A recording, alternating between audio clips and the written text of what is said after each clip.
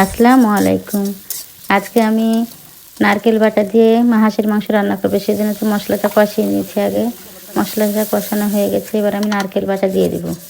মাংস রান্নার যে মশলা দিতে আমি সবগুলোই দিয়েছি। তারপরে নারকেল বাটাটা দিয়ে দিলাম। নারকেল বাটা দিয়ে ভালো করে মশলাটা আমি কষিয়ে নেব। মশলাটা কষানো হয়ে গেছে, তখন আমি গরম মশলা, এলাচ বেটে নিয়েছিলাম সেগুলো দিয়ে দিলাম। তারপর পরিমাণ মতো অল্প একটু পানি দিয়ে মশলাটা আবারও কষিয়ে নেব। মশলা কষানোর জন্য আমি এবার ঢেকে দেবো। এই তো ঢেকে দেওয়া হয়ে গেছিলো। এবার মশলা কষানো হয়ে গেছে। এখন আমি মাংসটা দিয়ে দেবো। ভিডিওটা আমার ভালো লেগে থাকলে প্লিজ লাইক, কমেন্ট, সাবস্ক্রাইব করে দেবেন। আর যদি ফেসবুক পেজ থেকে দেখে থাকেন শেয়ার করে দিয়ে আমার সঙ্গেই থেকে যেতে পারেন।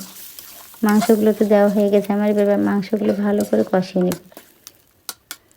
হাঁসের মাংস তো অনেকক্ষণ ধরে কষাতে, এই যে আমার কষানো হয়ে গেছে। হাঁসের মাংস থেকে যে পানিটা বেরিয়েছে সেগুলোও শুকিয়ে এসেছে। অফ ক্যামেরায় আমি আলু দিয়ে দিয়েছিলাম।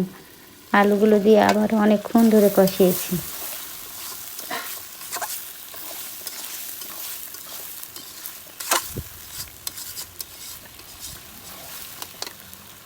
কষানো তো হয়ে গেছে। এবার আমি সেদ্ধ হওয়ার জন্য পরিমাণ মতো পানি দিয়ে দিব।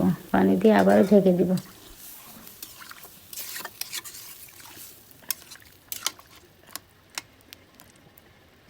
মাংসটা তো আমার রান্না হয়ে গেছে। আমি পাতিলে ঢেলে নিয়েছি। আসসালামু আলাইকুম।